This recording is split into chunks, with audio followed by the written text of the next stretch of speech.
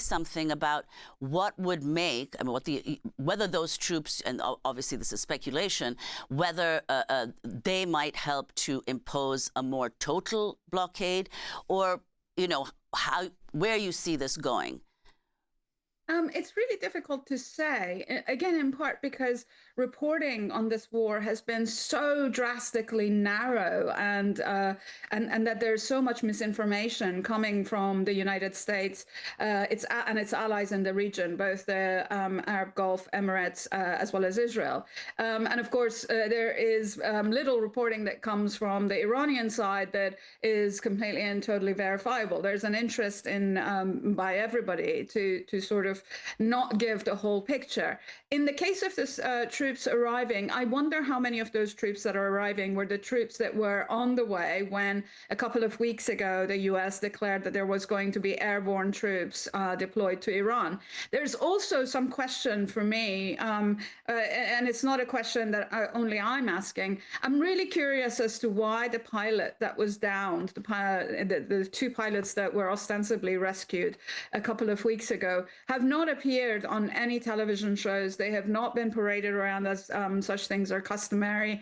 And indeed, whether or not the story of pilot rescue was actually cover for a trial run of taking away Iran's uranium near Isfahan.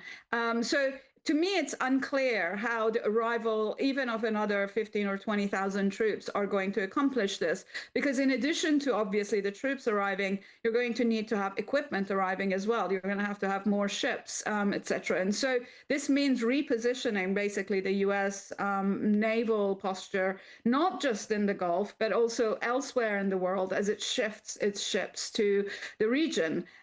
This also indicates to some extent that perhaps what the aim of the Trump administration is to return to hostilities after the end of the ceasefire period. The problem with, of course, this is that there is so much the sort of the shock that we saw in the first couple of weeks of the war are going to only accelerate in a number of different areas. So obviously, as I said, about 10 million barrels per day of oil has been taken out of the market. But in addition to that, there was reporting today that there's going to be an incredible shortage of aluminium, as aluminium smelters in the Gulf have either been hit, and in one case there was a very dramatically describing instance where an aluminium smelter in Abu Dhabi was hit, and the actual molten aluminium froze in the pipes, making, I mean, they would have to basically replace a lot of the equipment in those. With aluminium actually prices at being at a 4-year high, as higher than it has ever been since the Russian war on Ukraine. There's also, China has just banned the export of sulfuric acid, which is really incredibly necessary for the production both of fertilizer, but also much more significantly in the manufacturing of semiconductors. Helium reserves are down massively because, of course, Qatar was one of the world's biggest. Ras Al Khaimah plant was the world's single largest producer of helium, although the US is the largest country producer of helium.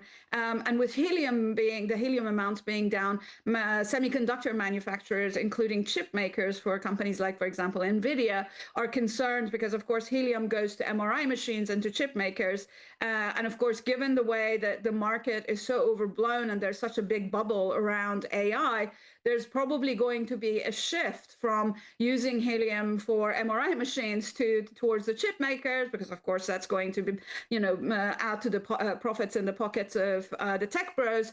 And what that indicates, of course, is that this is going to also hit people really hard. So the effect of what the war is going to actually be felt even more strongly in the coming weeks in both inflationary terms and the inflation in the price of petrol at the petrol pump, but also in other ways, because of course transportation costs are going to be higher, so food prices are going to be higher.